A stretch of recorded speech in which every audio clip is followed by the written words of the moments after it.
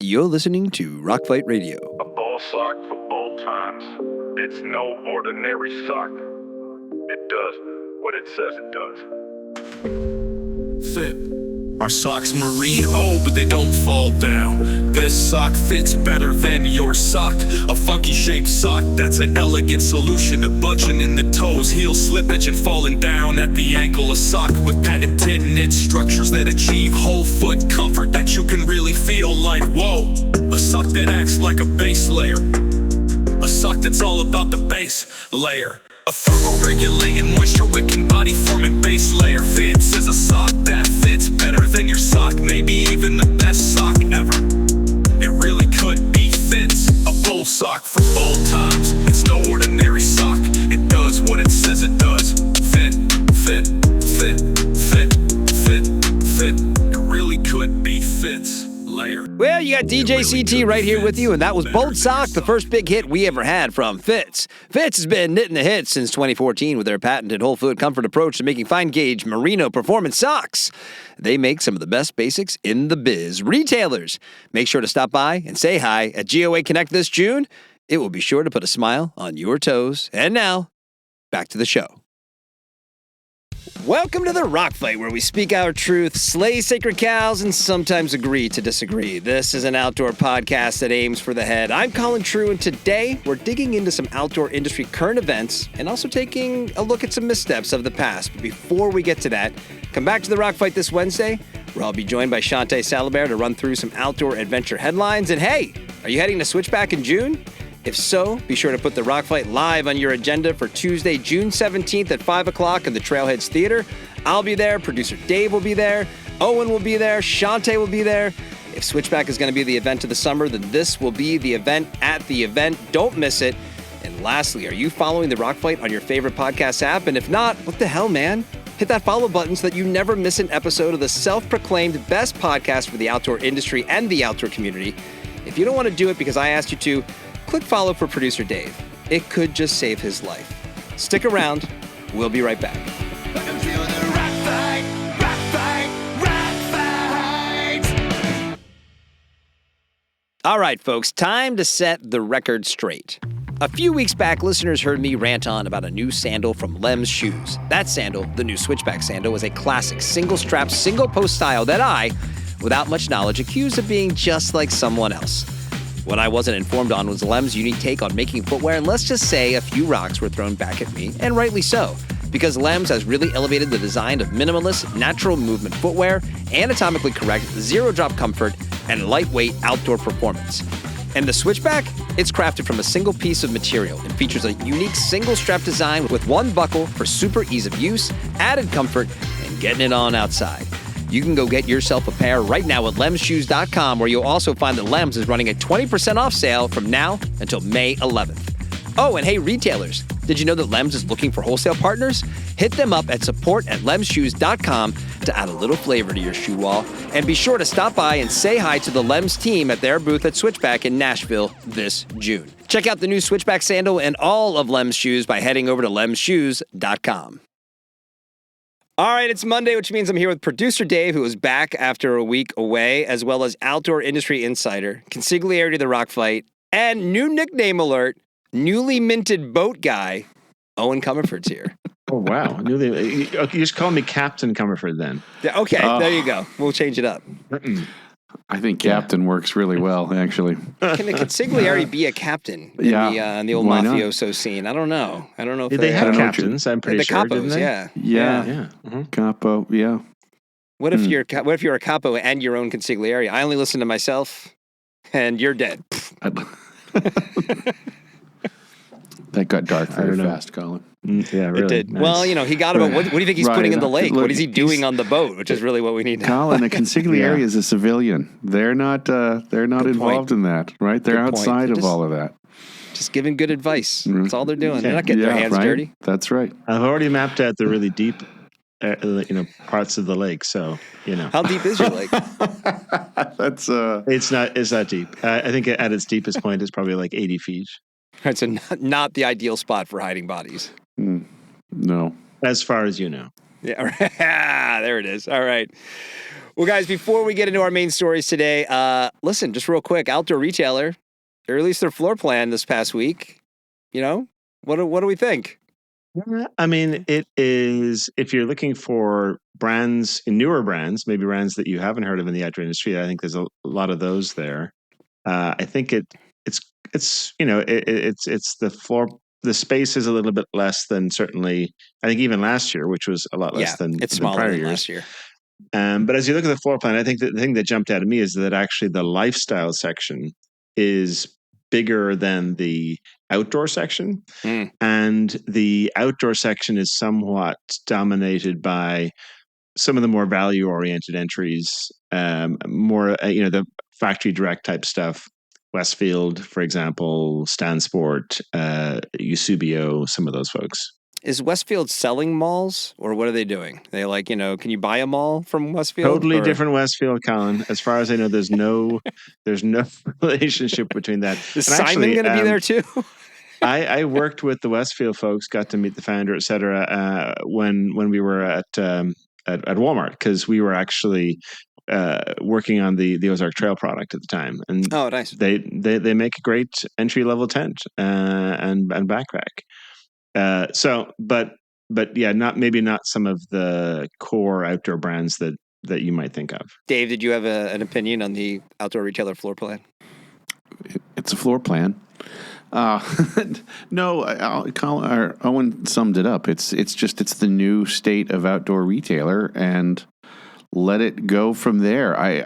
I think there's a place for this type of brand and product, and to see the category evolution, frankly, that got overwhelmed and ignored in a sense from the kind of the old version of Outdoor Retailer. So if this is part of the widening outdoors in terms of experience and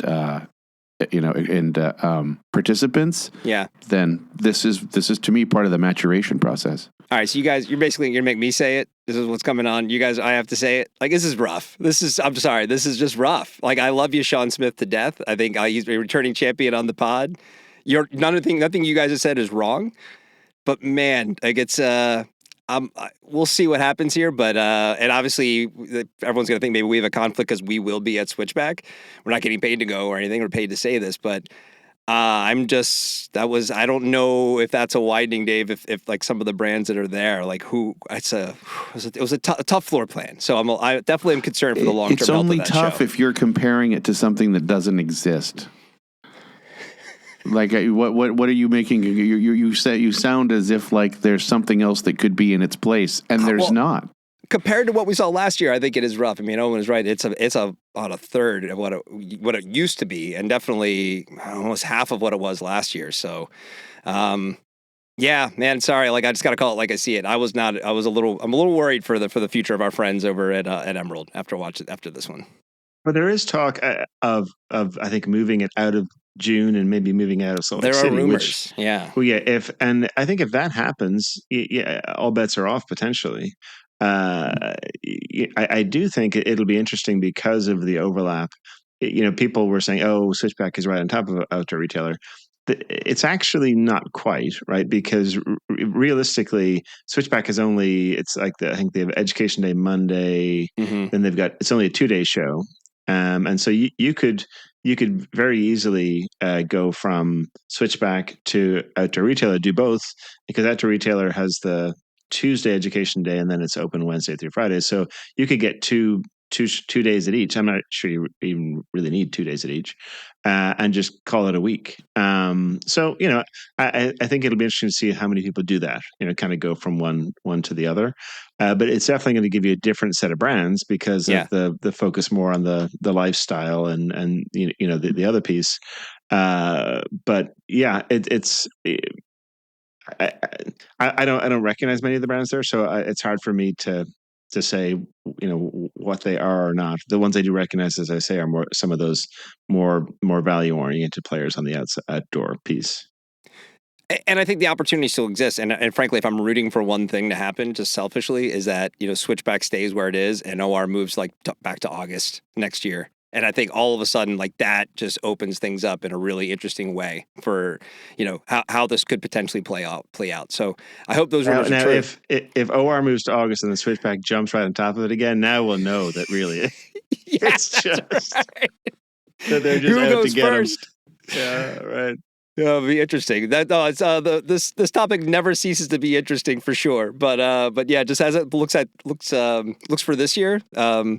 I think I think we could almost just give the win to Switchback for this one. But if OR sticks around and they move, well, then maybe all bets are off. We'll see where it goes. Because Dave, I think you are right that is still the opportunity for them to be that sort of emerging brand show.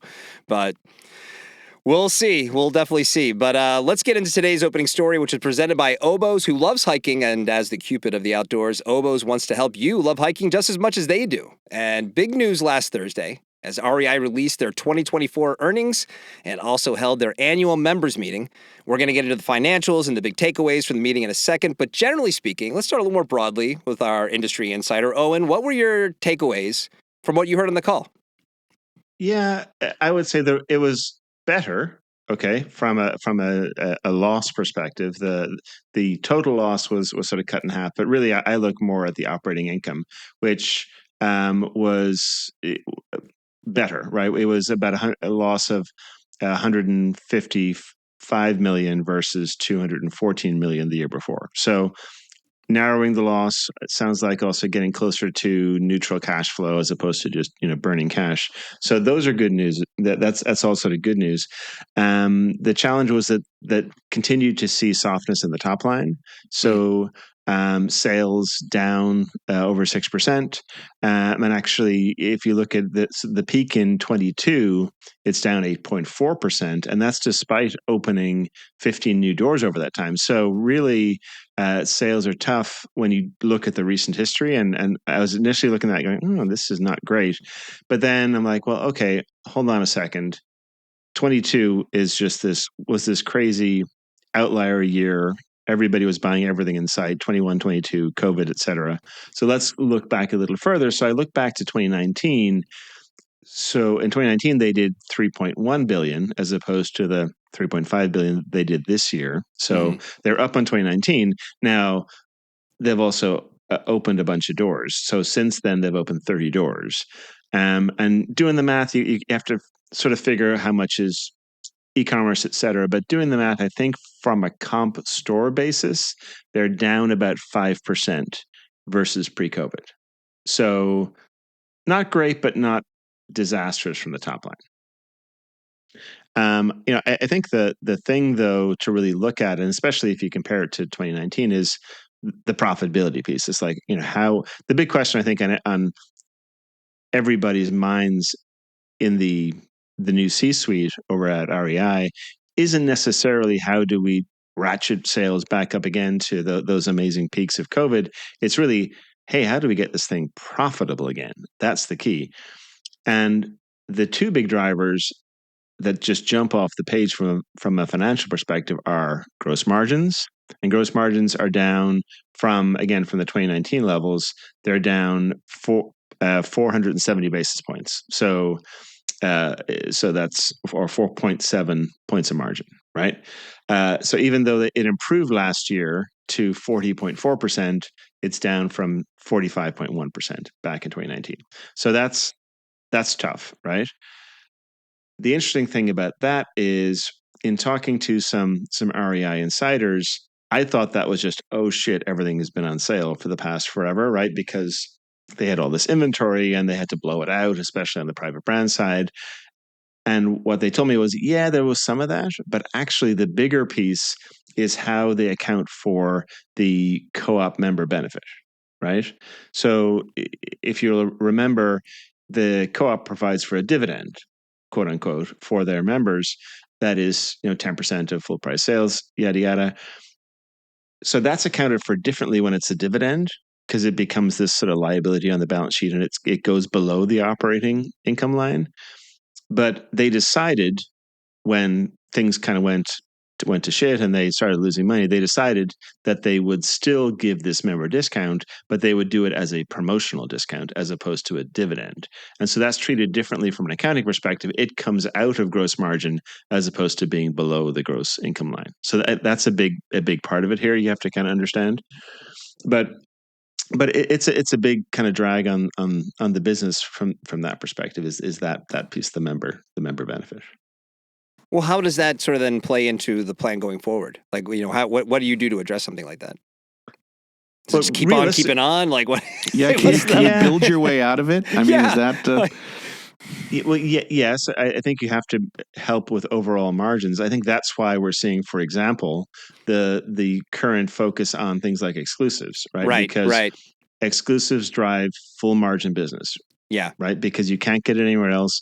Backcountry, the promotion is new. It's not a discount, all that stuff. Right. Exactly. Backcountry isn't going to add to their latest 20% off coupon. You get it at full price, and so shots fired at Backcountry early in the show. I don't know. There's been a lot of coupons lately. I'm just saying.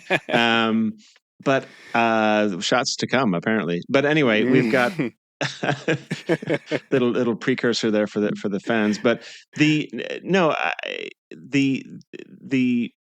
member reward is a big chunk of change for REI, and you need a healthy REI to be able to afford that long term. So, but you're seeing it in that margin number. But the rest of the margin has to be working well, i.e., selling more product at full margin or selling more high margin private brand product as a percent of the total to really afford that dividend. So that's the big one. But really, the bigger one, if you actually look at it as a percent of sales delta over pre-COVID, is payroll. So their payroll as a percent of revenue is 25%. That is an insane number. Okay, relative to the rest of what they are, which is big box retail. Okay, right. You look at, Dick's is like half that number, I would say, roughly as a percent of. I'm exaggerating maybe, but I would say most other retailers would be in the 15 to 18% range, let's say. So to be 25% it's way over the top, right? When they point to like that's why you're what you're paying for, what you go to REI for, are people who are compensated, who are knowledgeable and everything. They would probably point to that as a positive differentiator, wouldn't they? Oh, totally, and I think they would be right.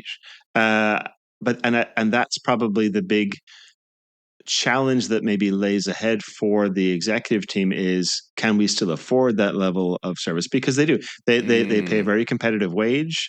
We went up against them when I was at Moose Show all the time in terms of trying to hire people that love the outdoors. And we were at, let's say, $15 an hour starting wage. They were at 18. So they do pay well. And they're the floor of an REI relative to other stores is very well staffed. I mean, there's basically sort of somebody in each section.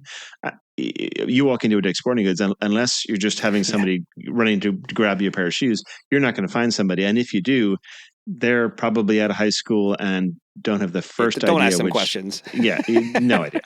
So I think that may be part of the challenge going forward is how do we maintain what makes REI special from a retail experience, but not spend as much money from a payroll perspective? How do we do that?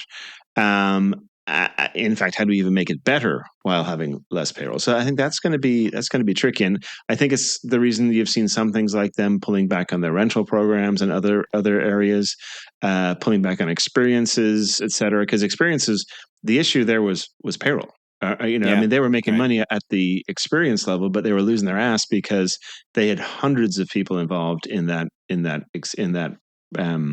business unit.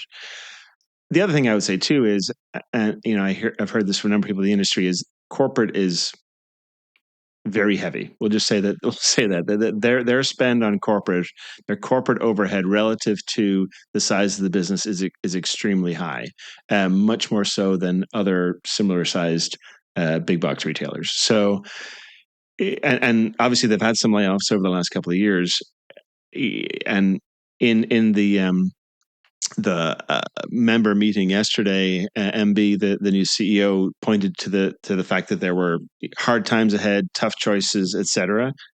I think some of those tough choices potentially are gonna mean more layoffs as they really need to skinny down that payroll number. Well, and I'm sure it's frustrating for them. You look at the history, just take out the COVID years of like just the continue decline, always at least in that kind of down 5% sort of mark. And then you see that kind of nugget of payroll by just sitting there going, well, if we cut that in half, all of a sudden that swings things in a major way. But boy, think of the PR fallout of that from the folks like the REI union and everybody. If you bring on all of these kind of executives and C-suite from these other outside the industry big brands, and I'm sure you're paying, to your point, pretty nice sized salaries, I'm sure. And then but then we also just kind of slashed a big chunk out of our how we pay our employees. That probably wouldn't go over very well. No, not at all. And they have been cutting, right? If you look at the numbers, they've actually cut what is it, $84 million in payroll since 22. That's a chunk of change. Yeah, the problem is that their sales have declined in line with the cuts in payroll, to the point where actually they were at 25% of payroll in 22 when they had $964 million of payroll. They've cut it down to $880 million. Great, but the problem is that sales are down by over 300 million over that time. So it's still 25% of sales, and that's the challenge. So speaking of things like the union, perhaps the biggest news of the day were the 3 candidates put up by REI to join REI's board were not elected, meaning they were not supported by the membership base, with credit of this outcome going at least in part to efforts by REI's union to affect the outcome of the vote. I mean, when you step back and look at this and you have a company and its kind of membership base, doesn't seem like they're on the same page. We're going to kind of do a vibe check in a second here, but what would you suggest? Like, how does this kind of resolve? How do they get these folks on the same page? It certainly isn't a good look, right? Because the union did back 2 candidates or nominees, excuse me, and I think they had 10,000 nominations for these folks, probably more than any nominees in the history of the REI board. And in both cases, they were rejected by the advisory group that looks at all these nominees, right? That reviews the nominees to see if they are acceptable to be placed in front of a member vote. And so it's not a great look because the 3 that they put up didn't get elected, and then they eliminated the 2 that the union had put forward. In looking at the comments that came out both publicly and in the member meeting on Thursday, basically what they inferred was, hey, listen, we look for board members that have experience running multi-billion-dollar retail companies.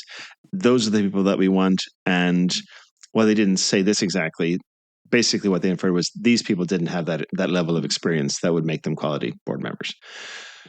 To which I say, I get it. If I'm on the board, right, the things I value in other people are the things I probably value in myself, my expertise, my retail expertise. Do I want somebody who's going to be disruptive? Probably not. But, at the end of the day, as a company that embraces diversity and has it, in their board in terms of racial diversity, gender diversity of thought, though, is a different animal, right? Diversity of perspective. And I really feel that REI is at a point right now where they need that, right? They need to think differently about where are we going as a company. We've had a number of rough years with a board of a certain constitution where they're all kind of the same, retail MBA type folks. Maybe it is time for new voices. Should we tell them now that we're going to nominate producer Dave for next year? 100%. I'm waiting for the white smoke. Okay. Yes, it would be almost as shocking as an American Pope. But hey, never say never. They said there would never be an American Pope. They probably said there would never be a industry podcast producer on the board. That's right. And for these good things reason. can happen. Yeah. Are you a member? Are you a member, Dave? I am. Okay. Oh, you're in. Maybe we Okay. should make this happen. Let's go. The campaign starts today. Let's go. Well, something that can't really be reflected in the numbers here are kind of the attitude towards REI, the brand, right? And, Owen, there were 2 comments on your LinkedIn post last week by 2 people I respect. One was Wes Allen, Rockfight's retail correspondent and also a competitor of REI. He owns a retail store.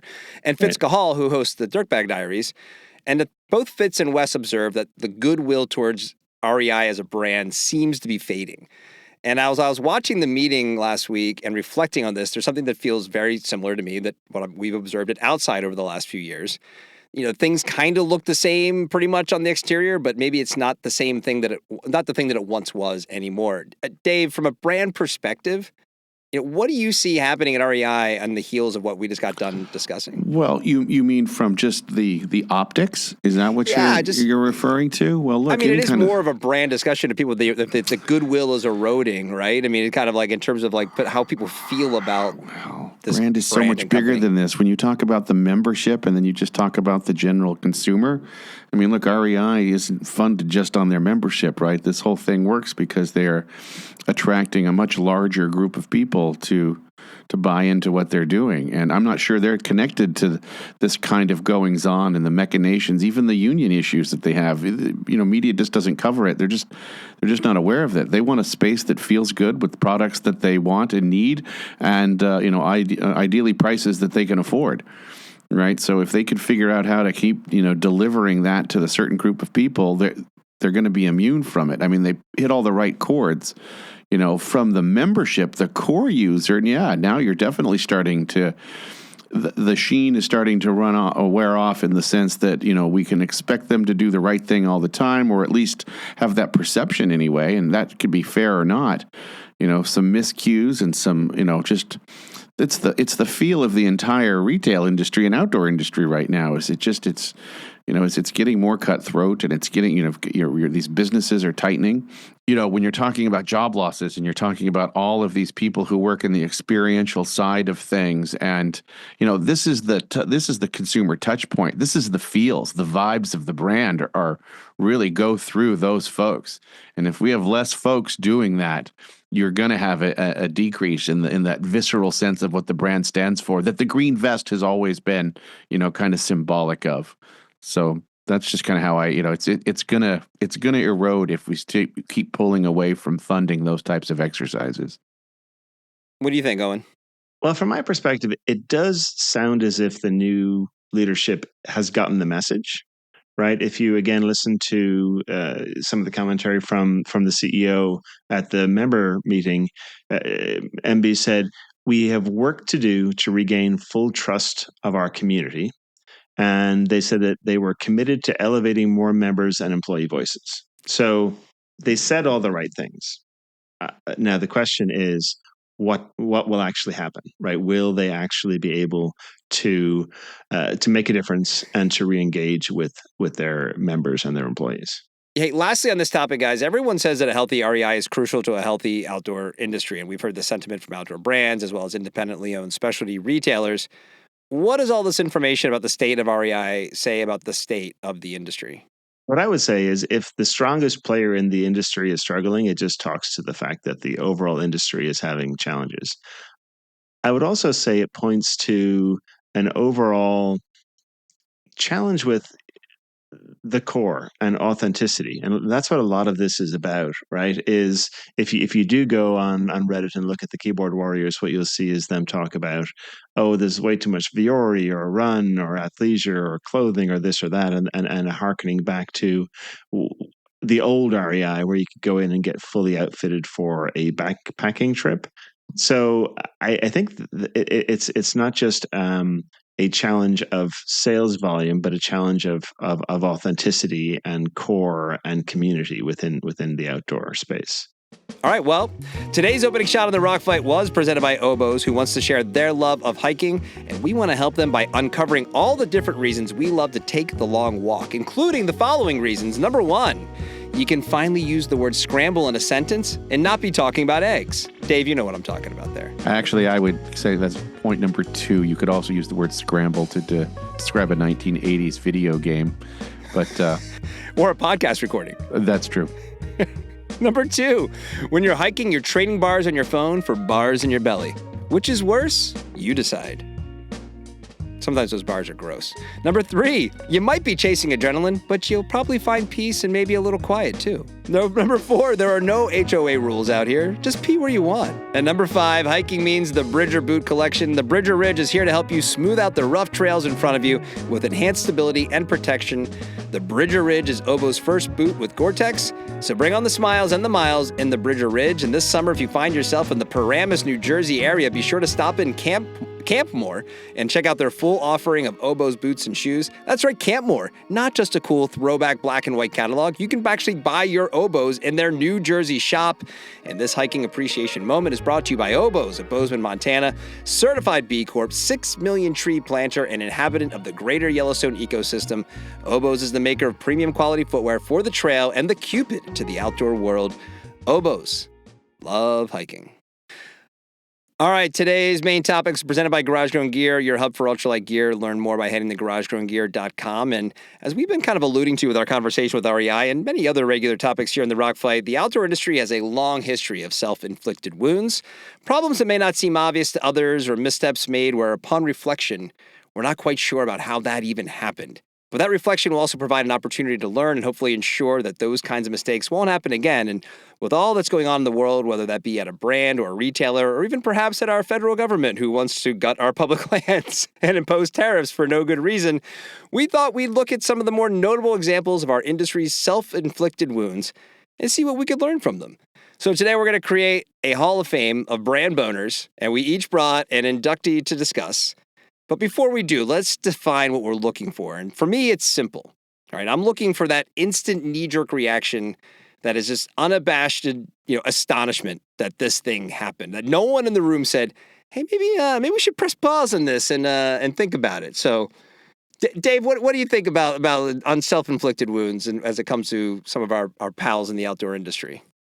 Colin, usually a self-inflicted wound is notable by how obviously self-inflicted that it is.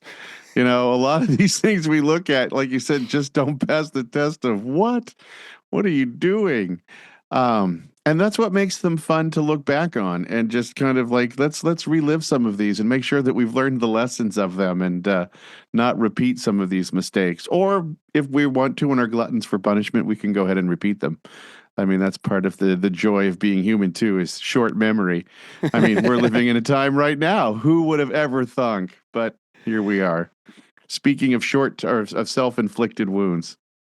Exactly. Owen, do you have any memories of sitting in those rooms where you're like, maybe we shouldn't have gone forward with that one? We all have. I'm not saying we're not immune from it on this call. I would say at Moose Show, we were a huge believer in fail fast. And so it was, hey, listen, let's give something a try. If it doesn't work, there's no blame, no finger pointing. It's just laugh about it and move on to the next thing. So we did lots of stuff that just didn't work at all. But we had fun. And so nothing maybe to quite these levels. Maybe the jail catalog. We did a catalog that we did it we actually shot the whole catalog in a jail, Jackson State Penitentiary in Michigan.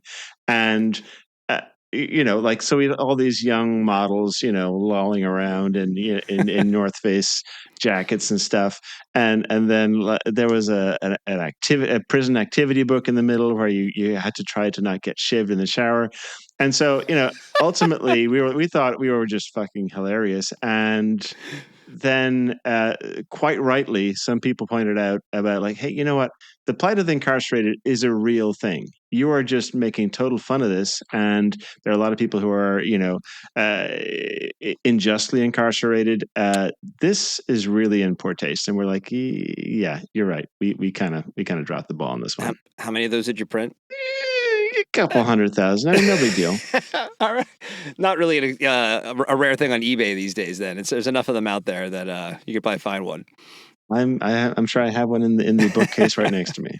You should send one to Chase at Utah State University for their archive. That would really be. Should. He was on me for that. Actually, yeah.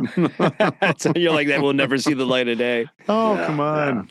Well, so we each brought an inductee because, like I said, we want to build a Hall of Fame. We want to do this again, but some honorable mentions again to set the kind of mood here. Like, a recent example could be, the obsession with NFTs by brands like Nike and Outside. And I did a kind of a Chat GPT deep dive, and there's been more of these than maybe you realize, that folks who really went down the rabbit hole in NFTs that has yet to seem to really work out for folks. A recent example, not to throw REI back under the bus like we've just been talking about a bit so far, but their endorsement letter of Doug Burgum, not really a great look in hindsight. Dave Yerhood, we had the Columbia Tim Boyle versus the Portland protesters, where he wrote a letter saying, they need to clean up the streets. Right. Well, I think the pictures of Tim Boyle out with batons, beating people was probably not a great look. But sometimes you got to do what you got to do. You should send those pictures along with Owen's catalog to Chase. Right. Yeah. That's solid. And what I'd forgotten about as I was kind of researching this was when the North Face refused to make logos for oil and gas companies, but then everybody threw back at them like, hey, all of your shit is made out of oil and gas. The billboard campaign, right? I was like, that was a really good one. That is a good one. Wow. Yes. That's more the pious Hall of Fame than the self-inflicted wound Hall of Fame. I mean, you got to think they probably actually made some good press out of that anyway. There's a whole pious. I think there's a whole pious annex in the Hall of Fame. I mean, the outdoor industry where you get pretty darn pious. So yeah. There's definitely others that we've talked about in the past on the show. So we each brought one to the table here to induct in the Hall of Fame, and mine is the Lululemon see-through tight scandal of 2013. I want to get ahead of this to anybody who says that Lulu isn't an outdoor brand and thus should be qualified. Like, no, Lulu's enough of an outdoor brand. They qualify. They're making stretch products and outdoor products you can hike, you can do outdoorsy things in. So they qualify in this regard. And this is like the ultimate example too. So it's too good not to bring up. Okay, so 2013. Lululemon had to issue a recall for several products after it was discovered that the fabric they used, which is a stretch fabric called Luon, became quite sheer, let's just say, especially when an individual would bend over. So if you didn't quite pick up on that, it means people could see your ass when you bent over wearing these tights. The recall affected roughly 17% of Lulu's inventory and caused a nearly $67 million hit to the brand. There was, of course, immediate fallout from this. You can go back and find articles right now in like USA Today, like, will Lulu survive? What's happening. But it was mostly bad PR and angry customers. The CEO at the time, Christine Day, did step down shortly after the recall was issued. I couldn't find if it was ever confirmed that recall was the reason for the CEO change, but the timing is suspicious. Owen, do you know if that was there a direct correlation there, or? Do not know. No. Okay. It happened, though. So there might be some correlation. But anyway, that was rough for Lulu. I mean, but they were already a billion-dollar company. They were growing at the time. But the ultimate self-inflicted wound wasn't really that. It was what came several months later when, during an interview with Bloomberg, Lululemon founder Chip Wilson suggested that it wasn't the fabric that was the problem, but it was the women trying to wear the pants that caused the issue. The quote of, frankly, some women's bodies just don't work for the pants. And he doubled down on this multiple times. He reiterated the point during several other interviews as well, suggesting that the pants became see-through because women were buying sizes that were too small for them. These comments, of course, created massive outrage. Wilson issued a video apology, but it was too late, and he then resigned as Lululemon's chairman of the board not too long afterwards. He then, in 2015, stepped down from the board entirely. He wouldn't let it go, though, because in 2018, he said he believes the company would be in better shape if he were still involved. And that was in 2018, and I just looking at this, preparing for this, on February 2nd, Lulu reported an annual revenue of $10 billion, which was a 10% increase over the previous year. That's probably a reason we don't talk about Lulu a lot on this pod, because they're just generally doing pretty good. Lulu's kind of crushing it in the world where that's not happening. So, why they belong on this list, I think all three of us can sympathize with a product that leads to a recall. Lulu was fortunate that they were big enough that they could absorb that hit in 2013. But the whole thing started in March and had kind of run its course by the end of summer until that one guy had to open his mouth that fall. And lastly, what lessons can we learn? Just be quiet. Chip, why? Why? Why did you have to go on TV and say that? Ultimately, it really only hurt him, because this is probably the first line of his obituary kind of stink that won't wash off. But man, hey, founders, executives, marketers, anyone with a microphone, including those of us on this podcast, sometimes you got to use that inside voice. Just shut it down. Just don't say anything. Have your thoughts, but go ahead. It really spoke to his ego more than anything. Same thing about him saying it would be so much better if he was still involved. Classic sort of founder ego, because it couldn't be the pants problem. It couldn't be his product's problem. It had to be the customer's issue. Right. So yeah, just keep it to yourself. Not good. But where is he today, by the way? I don't even know. What's Chip up to these days? He is a major shareholder in Amer Sports. Well, worked out pretty well for Chip, I guess. I think Chip is just he's fine. just fine. Yeah, he's still exactly. Okay. That might be the case, but yesterday Chip Wilson passed away. Notable for the time he told women they shouldn't wear his pants because they were too big. Yeah. Right. Maybe some businesses just aren't built for everybody's ego. Eoin, who'd you bring to the induction ceremony today for the Self-Inflicted Wound Hall of Fame? Well, I kind of teased it earlier in the show, but it is my friendly competitor from back in the day, Backcountry. So in November of 19, Jason Blevins of the Colorado Sun broke the story that revealed Backcountry had filed dozens of trademark oppositions or lawsuits against smaller companies that had Backcountry in their names, arguing trademark infringement since 2018. And all of this was handled by the law firm IPLA. So why they belong on this list is because it just caused an absolute shitstorm, because they were going after really lots of small, really nice brands. Backcountry Babes, which was a women's avalanche education and ski clinic, which had been founded in 1997. They went after them. Backcountry Nitro, which was a nice small coffee company. Backcountry Denim Company, which is a jeans company. And then even in my backyard here in Michigan, Marquette Backcountry Skis, like a niche hand-built backcountry ski maker, right? And so they just went after all these people. And it was a shit show, because our customer base just said you can't just own the term and monopolize the term backcountry. That is who we are for a lot of folks that are backcountry skiers, right? So you're going to basically own that. Yeah, it was not a good look, and obviously, and also the fact that they brought in some pretty nasty, high-priced lawyers to bully these brands was just rough. What lessons were learned for the industry? What are the takeaways for this one? Well, I think lesson one is don't be a dick.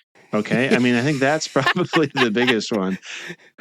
But because, and why I say that is the outdoor industry is different. And I know we like, oh, we're in the industry and we just think that. No, I've been in other industries and the outdoor industry is different. It's different because of the way the industry works together. It's also different in the fact that our customers see themselves as part of a community, and they really value openness, access, all the things we're talking about as it relates to REI.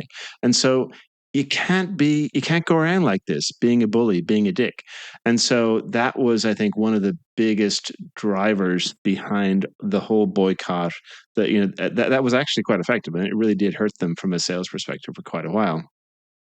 And at the end of the day, I mean, despite a big public apology and, they dropped all the suits, et cetera, the CEO ultimately lost his job over this. He was gone early the next year.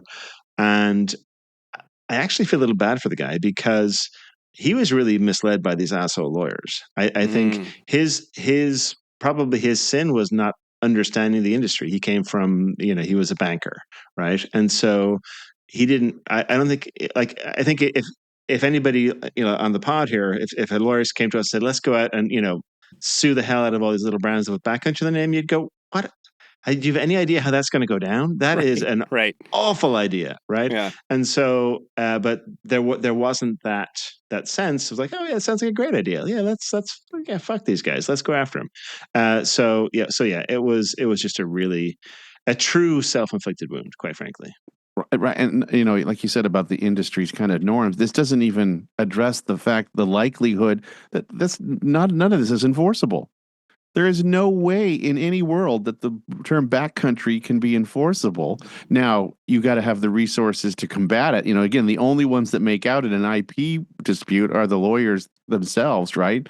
But this wasn't enforceable from the beginning, and they knew it. And but they figured they could just bully people. Right. Yeah. And again, you're right. it. That's bad advice. Absolutely bad advice. I doubt the merchants at Backcountry were thinking about that. Right. They were just trying to do their job.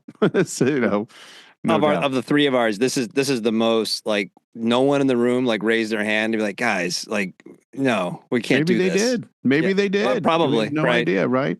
Yeah. Or maybe they didn't beyond the CEO and the lawyers, they didn't know it was happening until it broke. It was too late. I'm sure there were some. I mean, I know some of the executives that were at Backcountry at the time who since moved on, who I know they would have known. So I doubt everyone knew what was going on. They probably found out about it the same time everyone else did when that story broke, and they're like, we've been doing what? We did what? To whom? Are you fucking kidding me? Yeah. Update your resume, boys and girls. Dave, what do you got? Who's your inductee? I don't know if mine's as sexy as those two. Those are pretty fantastic. I'm excited about it. Because this is a self-inflicted wound, but it had help. Colin, I want to talk about the Higg index, or the Higg index debacle. And this one, I think, had some help. So maybe it's not completely self-inflicted, but it certainly did go down that way. So for those of you who don't know, because this is a little obscure, and like I said, not as quite sexy as the other two stories, but in 2012, a group called the Sustainable Apparel Coalition, or SAC, created this index to assess environmental, social impacts on footwear and apparel, trying to make it easy to understand. This is part of a whole group of like sustainability standard organizations, SSOs, that certify brands and standards and metrics, and for environmental use, for social performance. You've heard of Blue Sign, Okeotex, Fairtrade, things like that. And they're not new. I mean, Okeotex goes back to 1992, in fact. But the original goal of the Higg Index was to create this standardized science-based tool for measuring environmental social impacts. However, in 2022, New York Times released an expose detailing the flawed methodology of Higg and highlighting how the tool favored synthetic materials like polyester over natural ones, how it used outdated and non-transparent data. And so they just kind of laid bare this whole system. And of course, critics immediately cried greenwashing, which is possibly the worst thing you can have for a trust mark built on sustainability. And then just in rapid succession, the Norwegian Consumer Authority ruled that they no longer could trust it. It was misleading, and forcing big brands like H&M and Nerona to suspend their use. I mean, the Sustainable Apparel Coalition had to halt operations of it and suspend it, and pending an independent review. Now, this all happened like in 6 months. Like, this was just a rapid unraveling of one of the top 3 or 4 marks that we had in the industry to use it to verify this stuff. And so they doubled down in the same kind of way. Nope, we're right. But then, had to kind of walk it back. And so what did they do? What any good brand steward would do in the face of a PR crisis is that they rebranded, right? That was the big takeaway within a year. And the Sustainable Apparel Coalition, okay, first I'm going to say they realized that Higg was the problem. So they're going to do the work. They're going to expand the offerings beyond just apparel. They're going to focus on more accurate real-time data. They're going to help brands track and reduce emissions and supply chain issues. And they're going to call it worldly. It's the same methodology? Yes, I believe so. But we don't know, but it's worldly. Owen, but is it worldly? It's worldly. So that the Higg Index now became worldly. I'm not sure how it stands for all of that. I honestly, when I saw it, I thought it was a new New York Times game. I was really kind of psyched for it, but That is not it. But not to Well, be when you're outdone. trying to evade the authorities, first thing you do is you change your name. I mean, I think that's right. kind of like, right, shave your beard, change your name. You got a new ID. Well, and then, the Sustainable Apparel Coalition also facing the similar kind of stink, if you will. They had to go through their own thoughtful and meaningful rebranding exercise, and they became Cascale, right? The Sustainable Apparel, and I kid you not, this is how they came about this, that the CAS is SAC reversed. The CA... Sustainable Apparel Coalition, the initials, they reversed it. That's right. Okay, The sorry. CA in CALE stands for collective action, and the LE stands for the ambition to scale and drive impact at scale. That's the new brand name for the Sustainable Apparel Coalition. And then according to Sophie Benson, friend of the pod, environmental journalist who attended the launch of Cascale, they rolled out a red carpet, had a giant party to celebrate themselves, even though they basically exist shamefully, and they had merch for sale. Yeah, right. Clothing merch. Yeah. Clothing merch. Yeah, nice. right. Yeah. With synthetic, Because that's the way to go. I guess, again, the anytime you're trying to, and again, the science shows us that polyester-based things do have a longevity that can be more beneficial. However, if you're trying to sell polyester and synthetic petroleums as a viable alternative to naturals, that just doesn't pass the common sense test to most people. So you're going to be in trouble there, and you're going to have to figure out ways to do that. And transparency is going to be the key to that. Not honestly, Cascale, I thought was a dish soap, like out of the Procter & Gamble portfolio, right? It does feel like that.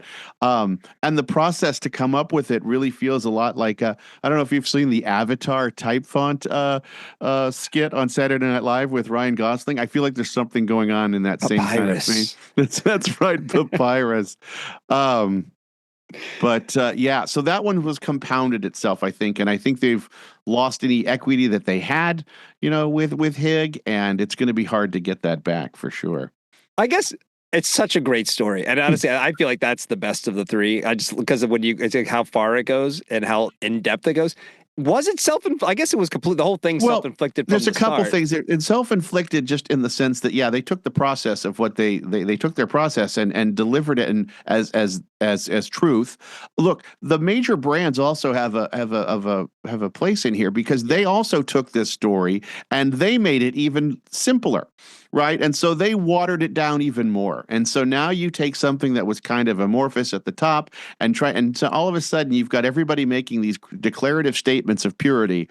And that's now you're into the greenwashing thing. So I do think it was a combination and then they undermined their own kind of mission by promoting this oversimplified, favorable metric rather than the murkiness that really is. And again, as one who's had to market ingredient brands before, murky is hard to get around, but that's the reality of the science and everyone working on these issues. It's just like we said, there's no one answer.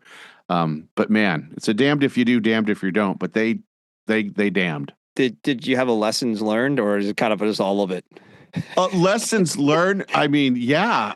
Don't take the easy solution brands. Maybe do your research. Right. Make sure your declarative statements can pass the smell test, right? I think just, again, there's just this sense that you got to be okay with ambiguity and the murkiness. Yeah. You're going to have that. And the last one I would say, kind of what I already reiterated, is that, look, when common sense is screaming one thing, even though you have this, you could point to these metrics or this, data, you can, spin it around to make it right, you got to watch it. And common sense will get you. Wow.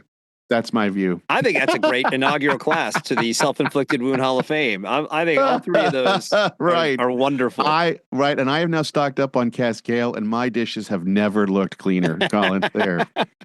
Removes food. Yeah. Well, everyone, if you're looking to lighten your load, Garage Grown Gear is your go-to hub for ultralight backpacking gear from the coolest small and ultralight brands out there. If you're through hiking a long distance or just getting out there for a weekend this summer, backpacking is more comfortable when you're carrying less weight. With free shipping on orders over $50, GGG makes lightening your pack an easy and fun experience. Check out all the gear you could ever need and want at garagegrowngear.com. It's time for a party shot. All right, last, you know what? Owen's going to do our parting shot today. We got the parting shot from Eoin. The floor is yours, sir. Thank you. So, I don't have an axe to grind with REI. I would say, I think, as we've said, I could replay the first part of the podcast for you if you like. I was merely reporting on the numbers, really Colin. I wasn't grinding any axes. I really don't, and I wish the best for the new team there, and I do think the industry needs a good REI. But there's one thing that just has irked me forever with REI, and it's how they try to gaslight us with their impact report financials. It's just complete bullshit. Okay, so they talk about this year of $282 million invested back in the co-op community. Invested. That is a purposeful choice. Okay, so let's look at that number. Okay, so we've got $85 million is employee profit sharing. So basically, it's 401k matches.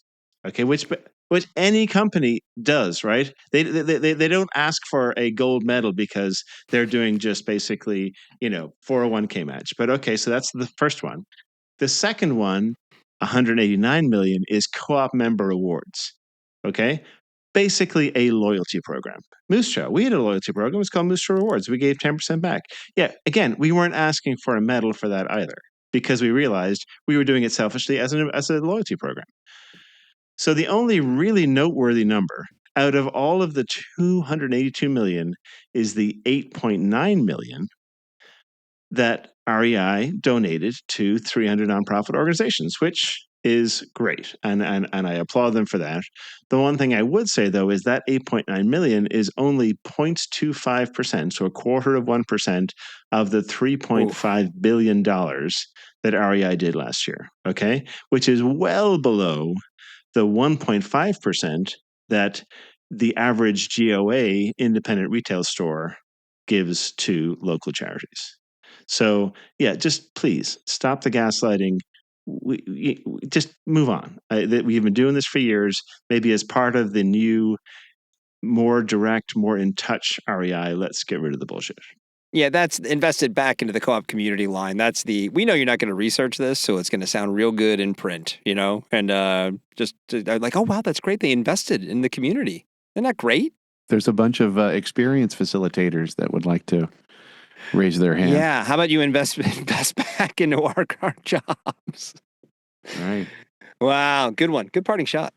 We're going to wrap it up there today, everybody. Come back on Wednesday to hear Gear Abby herself, Shantae Salabert, and then again on Friday. And who knows, maybe there'll be some other things in between. Stay tuned to The Rock Fight to find out. On Tuesday, though, you'll get a new episode of Open Container hosted by Doug Schnitzbahn. And The Rock Fight is a production of Rock Fight LLC. Today's episode was produced by producer David Karstad. Art direction provided by Sarah, the real hero here, Gensert. For Eoin, the Captain Comerford, I'm Colin Thru. Thanks for listening. And here to take us out, it's Krista Makes with the Rock Fight Fight song. And we'll see you next time, Rock Fighters. Rock fight.